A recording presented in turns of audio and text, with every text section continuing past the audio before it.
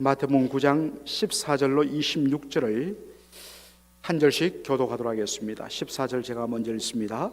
그때 요한의 제자들이 예수께 나와 가로되 우리와 바리새인들은 금식하는데 어찌하여 당신의 제자들은 금식하지 아니하나이까? 예수께서 저희에게 이르시되 혼인집 손님들이 신랑과 함께 있을 동안에 슬퍼할 수 있느뇨? 그러나 신랑을 빼앗길 날이 이르리니 그때는 금식할 것이니라. 생배 조각을 낡은 옷에 붙이는 자가 없나니 이는 기운 것이 그 옷을 당기어 헤어짐이 더하게 됨이요 새 포도주를 낡은 가죽 부대에 넣지 아니하나니 그렇게 하면 부대가 터져 포도주도 쏟아지고 부대도 버리게 됨이라. 새 포도주는 새 부대에 넣어야 둘이 다 보존되느니라. 예수께서 이 말씀을 하실 때에 한 직원이 와서 절하고 가로되 내 딸이 방장 죽었사오나 오셔서 그 몸에 손을 얹으소서 그러면 살겠나이다 하니 예수께서 일어나 따라가시매 제자들도 가더니 12해를 혈루증으로 앓는 여자가 예수의 뒤로 와서 그 겉옷가를 만지니 이는 제 마음에 그 겉옷만 만져도 구원을 받겠다 함이라. 예수께서 돌이켜 그를 보시며 가라사대 딸아 안심하라 내 믿음이 너를 구원하였다 하시니 여자가 그 시로 구원을 받으니라. 예수께서 그 직원의 집에 가사 피리 부는 자와 헌화하는 무리를 보시고 가라사대 물러가라 이 소녀가 죽은 것이 아니라 잔다 하시니 저들이 비웃더라. 무리를 내어 보낸 후에 예수께서 들어가사 소녀의 손을 잡으심에 일어나는지라 다같이요 그 소문이 그 온 땅에 퍼지더라. 아멘.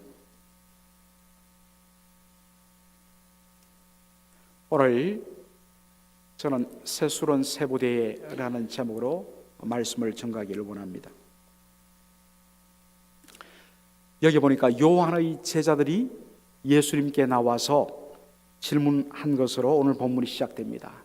9장 14절 화면에 안 뜨네요. 자, 9장 14절에 우리와 바리새인들은 금식하는데 어찌하여 당신들의 제자들은 금식하지 아니하나이까? 라고 이야기합니다. 자, 여러분, 왜 세례 요한의 제자들이 갑자기 뜬금없이 이 질문을 했을까요? 바리새인과 우리들은 금식하는데 어찌하여 당신의 제자들은 금식하지 아니합니까? 원래 여러분 금식의 목적은 무엇이겠습니까? 제가 한 번 더 말씀드렸지만 금식은 그저 내가 금식함으로 큰 능력을 받고 큰 은사를 받고 어떤 내가 목적한 기도의 제목들을 응답받기 위해서 금식하는 것이 아닙니다. 물론 금식 가운데 하나님께서 그런 은혜와 그러한 특별한 역사들을 허락하시기도 합니다만 그것은 하나님께서 때를 따라 주시는 그런 어떤 면에서는 플러스 알파지 금식의 진짜 목적은 셀프 디나이얼, 자기 부인입니다. 철두철미하게 하나님 앞에 자기를 낮추고 겸손히 회개하고 주님 앞에 정말 결단하고 바르게 관계를 회복하려고 몸부림치는 것, 이것 위하여 자신의 곡기를 끊고 정말 오직 하나님 앞에 자기의 전 심정을 쏟아내는 것, 이게 뭡니까? 금식입니다. 그런데 바리새인들은 보면 원래 이스라엘 백성들은 율법상 1년에 딱 한 차례 대속죄일, 이것을 이제 요즘 말로 하면 욤키프르이 되는데 원래는 욤키푸르, 욤이란 것은 날이고 키푸르란 것은 바로 어톤먼트, 속죄란 말이죠. 유대 달력으로 7월 10일 대속죄일에 그들은 하루 하나님 앞에 자기를 부인하며 자기를 미워하며 금식하며 그렇게 자신들을 위하여 대신 죽임당한 수염소의 피 흘림을 보면서 그들이 아파하는 바로 그날이 금식의 공식적인 날인데 시간이 지나면서 금식하는 날짜들이 자꾸만 늘어났습니다. 그래서 나중에는 예수님 당시에는 이 바리새인들이 일주일에 2번씩 금식해요. 왜냐하면 좀 더 금식을 많이 해야지 하나님께로부터 더 은혜 받고 더 경건한 신앙의 소유자라는 그러한 생각에 의해서 점차 날수를 늘리더니 아예 한 주일에 2번씩, 월요일에 1번, 목요일에 1번 이렇게 금식을 합니다. 그래서 이 사람들은 늘 우리는 일주일에 2번씩 금식하고 자기 의의 자랑으로 그렇게 전환되고 말았습니다. 세례 요한은 어떻습니까, 여러분? 광야에 살면서 철두철미하게 금욕적인 삶을 살면서 그리고 사람들에게 회개를 요청하는 인물이 세례 요한이었습니다. 세례 요한의 대부분의 제자들이 예수님을 따르게 되었지만 그래도 우리는 끝까지 우리 스승님의 가르침을 따른다. 그래서 어떤 의미에서는 예수 믿는 사람들, 예수님을 따르는 제자들과 일종의 보이지 않는 경쟁 관계에 있었던 사람이 세례 요한의 제자들인데, 스승을 따라서 이 사람들도 철두철미하게 금욕 생활하고 철두철미하게 회개하면서 금식을 밥 먹듯이 하는 겁니다. 그런데 이들의 바리새인들과 세례 요한의 제자들의 눈에 보기에 예수님의 제자들은 금식하지 않는 것처럼 보이는 것입니다. 우리는 금식하는데 당신의 제자들은 어찌하여 금식하지 아니합니까? 여러분, 이 질문 속에는 뭐까지 들어가 있겠습니까? 당신의 제자들이 우리처럼 금식해야 하는데 금식하지 않은 것은 당신이 안 하기 때문에, 당신의 영향받아서 제자들도 그런 것 아닙니까? 예수님 비난하기 위해서 지금 이야기하는 겁니다. 여러분, 예수님과 제자들은 전혀 금식을 하지 않았을까요? 그리고 금식은 할 필요 없다, 그렇게 말했을까요? 여러분 아시지 않습니까? 예수님의 공생의 시작은 어떻게 됩니까? 요단강에서 세례받고 성령으로 말미암아 광야에 이끌림 받아서 며칠 동안 금식합니까? 40일 주야를 먹지 않고 마시지 않고 예수님께서 금식하세요. 그리고 마귀의 시험을 또 이기십니다. 예수님께서 산상수훈, 이제 우리 앞으로 계속 보겠습니다마는 예수님께서 자기를 드러내기 위하여 너희들은 금식하지 말라, 그렇게 이야기하고 나서 그 다음에 마태복음 6장 17절로 18절 한번 보여주시죠. 너는 금식할 때에 머리에 기름을 바르고 얼굴을 씻어라. 대개 이 바리새인들은 내가 금식한다라는 것을 보이기 위해서 괜히 얼굴을 찡그리고 흉하게 하고 얼굴도 씻지 않고, 그래서 저 사람 지금 금식했구나, 그것을 사람 앞에 보여서 자기를 드러내기 위해서 한단 말입니다. 그렇게 하지 말라. 금식할 때에 머리에 기름도 바르고 얼굴도 깨끗하게 씻고, 그래서 사람에게 보이지 말고 오직 은밀한 중에 계신 내 아버지께 보이게 하려 함이라. 은밀한 중에 계시는 내 아버지께서 갚으시리라. 하나님 바라보고 하나님 앞에서 호람되어 하나님 앞에서 하라는 것입니다. 자꾸만 나 뭐해 말할 필요 없다는 것입니다. 자기만 하면 되는 겁니다. 이 말씀 속에는 예수님 금식 절대로 해서는 안 된다, 아닙니다. 해야 된다고 해요. 하되 하나님 앞에서 하라는 것입니다.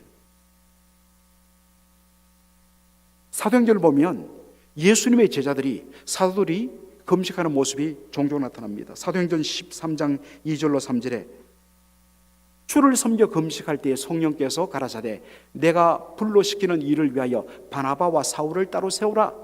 그래서 온 교회, 어느 교회지요? 안디옥 교회지요. 안디옥 교회가 모두가 금식하며 기도한 후에 이 두 사람을 안수해서 선교사로 파송합니다.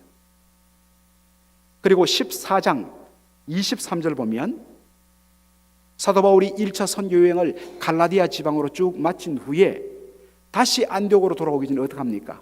각 교회에서 장로들을 택하여 금식 기도하며 저희를 그 믿음 바 주께 부탁한 그러한 기록들이 나옵니다.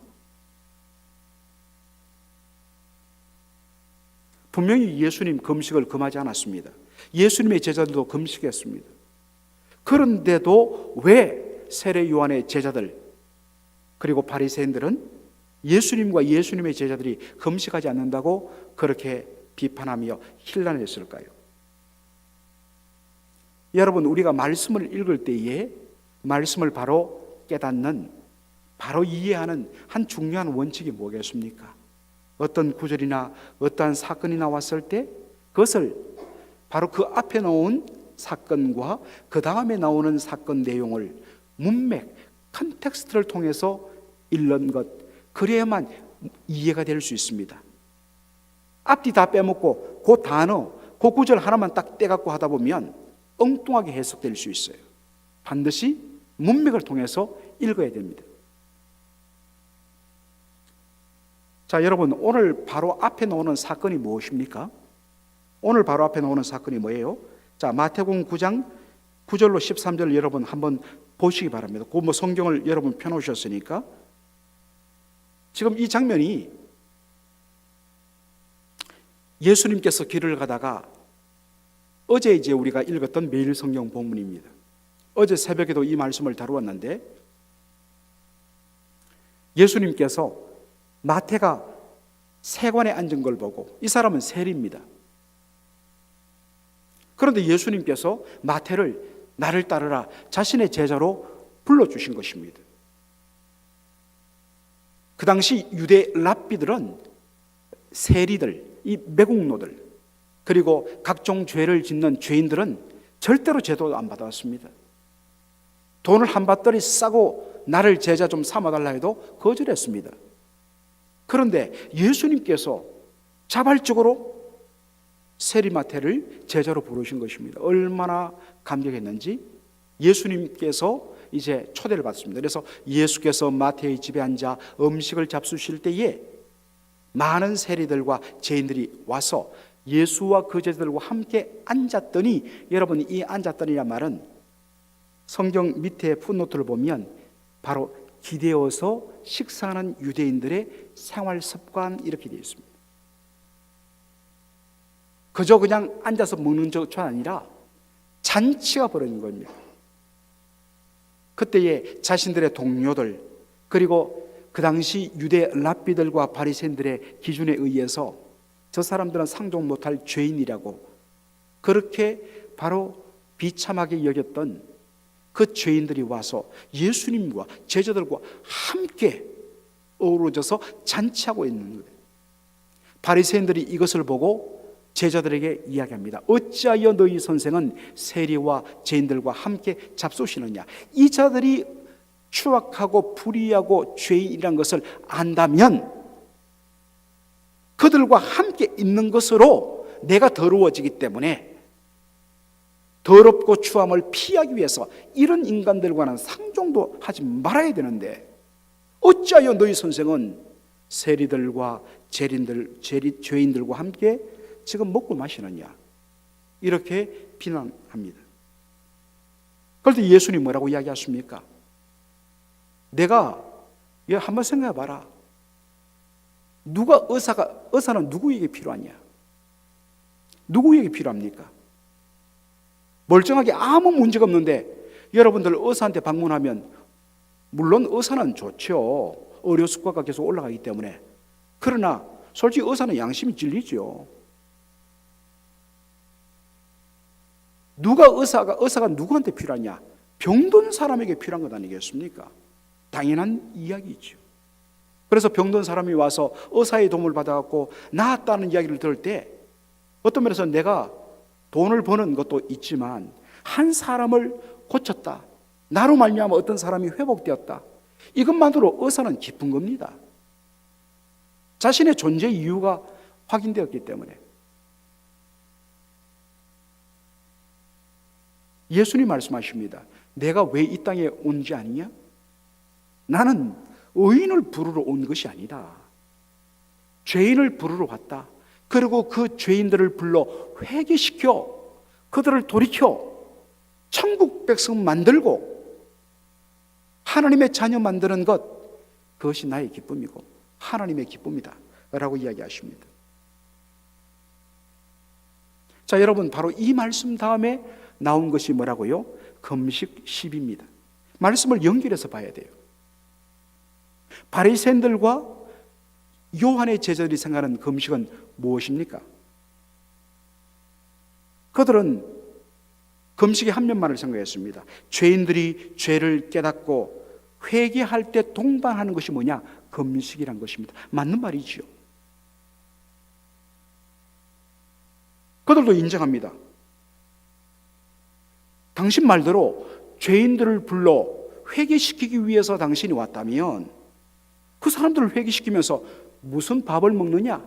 지금 밥 먹지 말고 지금 철두철미하게 너희들 지은 죄에 대해서 금식하고 회개해라, 이렇게 이야기 되는데, 그 죄인들과 어울려갖고 함께 밥 먹고 잔치하는 예수님의 모습이 꼴사나웠던 것입니다.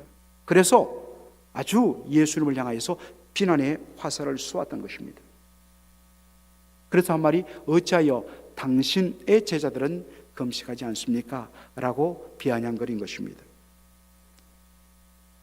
바로 이 말씀에 대해서 오늘 예수님 답한 것이 9장 15절에 나옵니다. 15절 보십시다. 예수께서 저희에게 이르시되 혼인집 손님들이 신랑과 함께 있을 동안에 설포할 수 있느냐?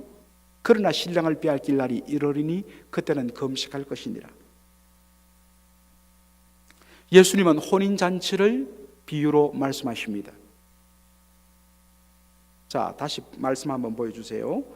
혼인집 손님들이 일하겠는데, 이거는 뭐 혼인집에 초대받은 손님들이란 의미처럼 이해될 수 있는데 그렇지 않습니다.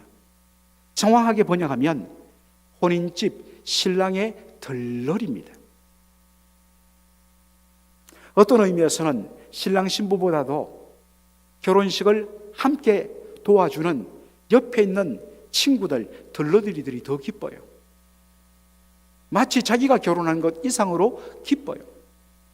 그래서 함께 즐거워하고 함께 축하해주고 뭐 이런저런 일 다 도와줍니다. 혼인잔치에 참여한 사람들은 신랑과 함께 기뻐하는 것이 마땅하다는 것입니다. 그런데 여기 설포하다는 말은, 이거는 언제 쓰느냐? 장례식장에서 상을 당한 집에 가서 애곡하는 겁니다. 아이고 아이고, 슬피 우는 겁니다. 여러분, 기쁨이 넘쳐야 할 혼인 자리에서 장례식에서 하는 애곡하는 것 도무지 어울리지 않는다는 것입니다. 예수님 말씀하십니다. 지금 이 자리가 어떤 자리인가? 죄인들이 회개하고 구원받아 하나님의 자녀가 된 그러한 순간이요, 그런 자리가 아닌가? 바로 천국 혼인잔치가 베풀어지는 것과 같다는 것입니다. 그러면 진정 지금 바로 이 순간에 필요한 것은 뭐냐? 회개겠느냐? 우는 것이겠느냐? 아니다. 기뻐하는 것이고 먹고 마시며 잔치하는 것이다. 금식하지 말라 하는 것이 아닙니다. 필요하면 해야 합니다. 그러나 때와 장소가 구별되어야 된다는 것이죠. 누가복음 15장을 보면 사실 그 누가복음 15장 비유가 뭐로 시작되냐면, 예수님께서 바로 세리들과 죄인들과 함께 밥을 먹는다는 것을 바리새인들이 보고서 예수님을 비판했을 때 예수님이 드신 비유가 바로 잃어버린 양을 찾는 목자의 비유, 그리고 잃어버린 한 드라크마를 찾는 여인의 비유, 그리고 마지막에 어떤 비유가 나오죠? 바로 탕자의 비유가 나옵니다. 한 목자가 주인을 떠나갔고 헤매던 목자를, 양을 찾기 위해서 주인 말 잘 따르는 99마리의 양을 집에 둔 채, 그대로 둔 채 그 길 잃어버린, 뭐 한 마리 그냥 죽어도 어차피 99마리가 남아있기 때문에 그건 크게 손해가 안 되는데도 그 잃어버린 한 마리를 찾기 위해서 온 산을 헤매다가 찾은 후에 둘로 메고 와서 온 동네 사람을 불러 모아갖고 잔치합니다. 내가 잃어버린 양을 찾았다. 여러분, 양 한 마리 값보다 잔치하는 비용들이 훨씬 더 들어요.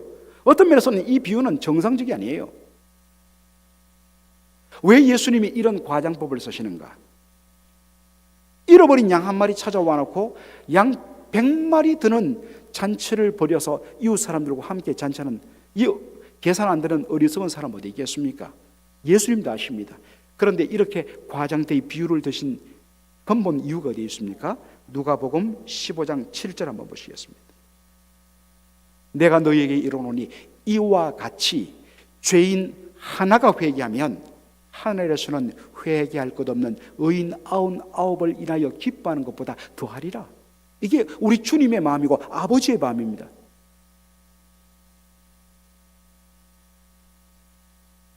여러분, 돌아온 탕자의 비유가 그 다음에 나오지 않습니까? 살아있는 아버지를 죽은 아버지를 취급해갖고 아버지에게 유산을 나눠달라고 그렇게 해서 나가서 온갖 더러운 짓거리 하다가 다 떨어먹고 살 길이 막막해갖고 유대인인데도 돼지치는 사람 밑에 들어가서, 이방인 밑에 들어가서 돼지치는 끔찍한, 그러고도 배고픔을 당하는 죄인들의 어떤 처참한 모습을 가리키는 비유죠. 그런데 이 아들이 돌이킵니다. 아버지께로 돌아옵니다. 그럴 때 아버지가 뭐라고 이야기하십니까? 자, 누가복음 15장 21절부터 우리 한번 쭉 보도록 하겠습니다. 아들이 가로되 아버지여 내가 하늘과 아버지께 죄를 얻었사오니 지금부터는 아버지의 아들이라 일컬음을 제가 감당치 못하겠습니다. 종 하나로, 품꾼의 하나로 써주세요. 자, 그 다음 말씀. 그러니까 아버지가 뭐라고, 다 같이 한번 읽어보겠습니다. 시작. 아버지는 종들에게 이르되 제일 좋은 옷을 내어다가 입히고 손에 가락지를 끼우고 발에 신을 신기라. 그리고 살진 송아지를 끌어다가 잡으라. 우리가 먹고 즐기자. 이 내 아들은 죽었다가 다시 살아났으며 내가 잃었다가 다시 얻었노라 하니 저희가 즐거워하더라. 잔치입니다.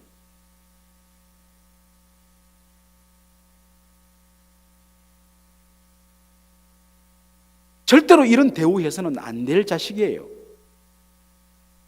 그런데 아버지의 눈에서는 잃어버렸다가 되찾은 아들, 돌아온 것만도 기뻐서 모든 것을 다 털어갖고 잔치를 벌입니다.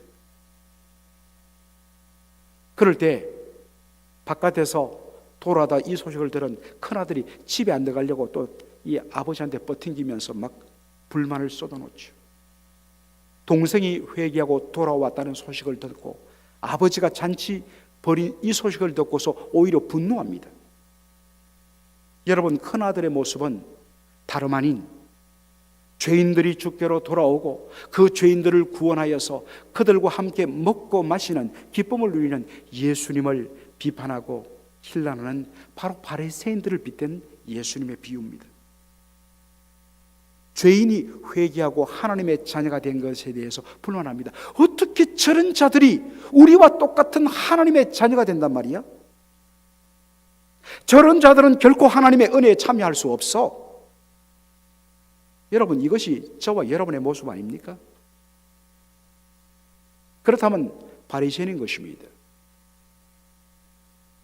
이 말씀을 하시면서 예수님이 또 비유를 드세요. 자, 한번 생각해봐라.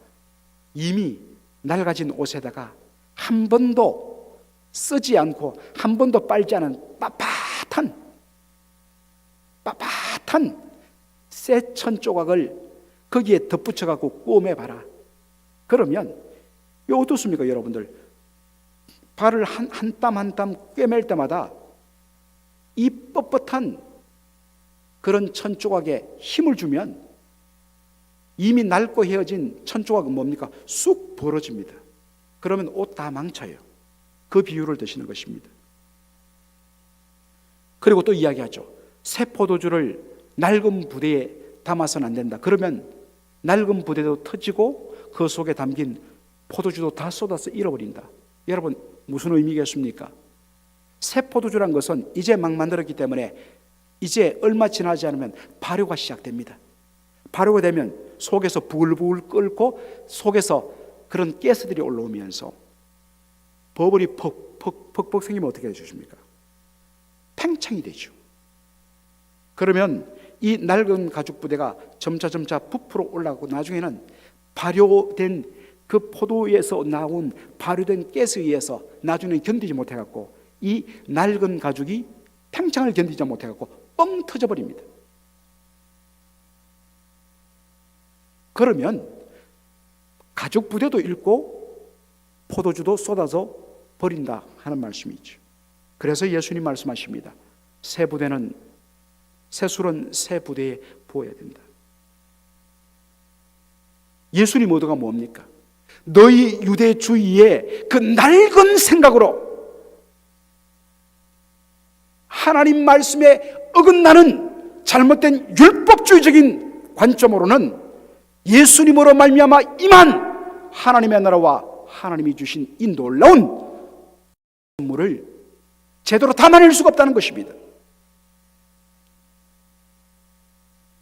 비성경적인 관습과 우리가 그냥 대대로 해왔으니까 해야 된다고 하는 이 잘못된 전통으로 하나님이 주시는 복음의 은혜의 역동성을 담아낼 수가 없어요. 그런데 얼마나 많은 사람들이 내가 대대로 해왔으니까, 그리고 나름대로 자기가 생각하는 의의 기준으로 하나님의 의를 오히려 대적하고 하나님의 은혜를 거부하고 밀어내는 이 잘못된 삶들을 오늘날 교회 안에 이런 일들이 얼마나 많이 일어나는지. 무조건 바꿔야 된다, 그건 옳지 않습니다. 그러나 언제나 복음과 하나님의 나라가 새롭게 제시되는 그 은혜의 빛에 근거하여서 그 빛에 합당하지 않으면 모든 것을 다 내려놔야 돼요. 그래야만 새살이 돋고 몸이 회복되듯이 치유가 일어나는데 꽉 막고 있어요. 그건 내려놔야 된다는 겁니다. 자신의 주관적인 생각이나 관습을 말씀의 진리보다 앞세우는 이 시대의 바리새인으로 살아서는 안 된다는 경종의 말씀이에요.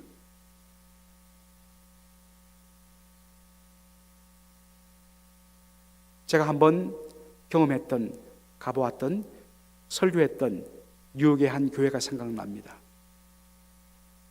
갔더니만 신발을 벗고 슬립바를 신고 강대상 위에 올라가래요. 이유가 뭐냐고 물었더니 강단은 거룩한 곳이기 때문에 신발을 벗어야 된다는 거예요. 여러분, 여기는 거룩하고 여기는 안 거룩합니까?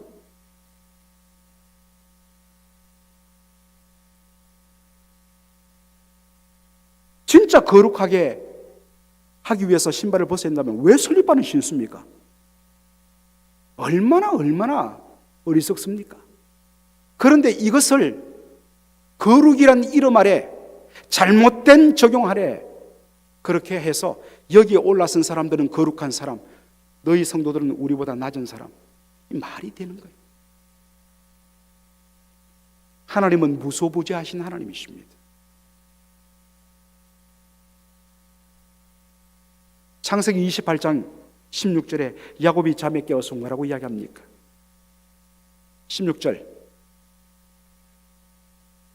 여호와께서 과연 여기 계시는, 여러분 지금 야곱이 잠잔 곳은 어디입니까? 베델 광야, 아무것도 없는 땅바닥이에요. 노숙을 했어요. 여호와께서 과연 여기 계시거늘 내가 알지 못했도다. 여호와께서 여기 계시거늘 왜 이 두 번 오나? 내가 알지 못했도다. 이에 두려워하여 가로되 두렵도다 이곳이요 다른 곳이 아니라 이는 하나님의 전이요 이는 하나님의 하늘의 문이다. 여기가 바로 하나님의 전이란 것입니다. Temple of God, House of God. 왜요? 맨 땅바닥인데 하나님께서 여기 임재하시고 나와 함께하기 때문에 여기는 거룩한 하나님의 전이라는 것입니다. 진짜 우리가 거룩해야 할 것은 어디입니까? 하나님께서 임하시는 우리의 심령, 우리의 심령에 하나님께서 하나님의 성전을 삼고 있는데, 진짜 우리가 거룩하고 구별된 해야 될 청결함은 우리 마음속이에요. 우리의 마음속은 온갖 더럽고 부패하고 미워하는 생각, 악한 생각, 살인의 생각, 음욕의 생각으로 가득 차 있으면서 겉으로만 거룩을 추구한다면 가정한 것이죠. 용서받은 은혜의 공동체의 감격과 기쁨이 회복되어야 됩니다. 그건 누구도 배제해서는 안 됩니다. 그 누구도 과거의 기억에 의해서 너는 안 돼. 너는 과거에 그렇게 했기 때문에 안 돼. 여러분, 그런 과거를 따진다면 우리가 하나님 앞에 설 사람 누구 있어요? 하나님께서 우리의 과거를 기억지 아니하시고 우리의 과거의 모든 죄를 다 용서하시고 기억지도 아니하시고 하나님께서 기쁨을 받으시면서 바로 그 죄인이 돌아와서 하나님 자녀되고 은혜 생활하는 것으로 인해서 기뻐 잔치하는데 도대체 우리가 무엇이기에 된다 안 된다고 이야기합니까? 그렇게 말하는 것은 바로 내가 은혜 받지 못하고 어떤 면에서는 진짜 살아계신 하나님의 은혜를 체험하지 못했기 때문일 수도 있어요. 도저히 받아줄 수 없었던 죄악 덩어리인 자신을 용납하시고 받아주시고 기뻐하신 그 하나님의 기쁨을 망각했기 때문에 그런 행동하는 거예요. 함부로 자기의 주관, 자신의 어떤 것으로 남 비판하지 마세요. 함부로 재단하지 마세요. 그리고 복음의 은혜 가운데서 날마다 그 하나님의 은혜의 기쁨에 동참하며 복음의 빛에 근거하여서 잘못된 그 율법주의 사고들을 깨트려 나가면서 복음의 능력과 은혜 가운데서 하나님의 의와 하나님 나라의 영광을 경험하는 그러한 것이 충만한 우리의 심령, 우리 자신의 삶, 우리 교회 공동체가 되기 위해서 바로 나로부터 시작하는 복음의 능력이 회복되는 저와 여러분 되기를 주의 이름으로 축원합니다. 아멘.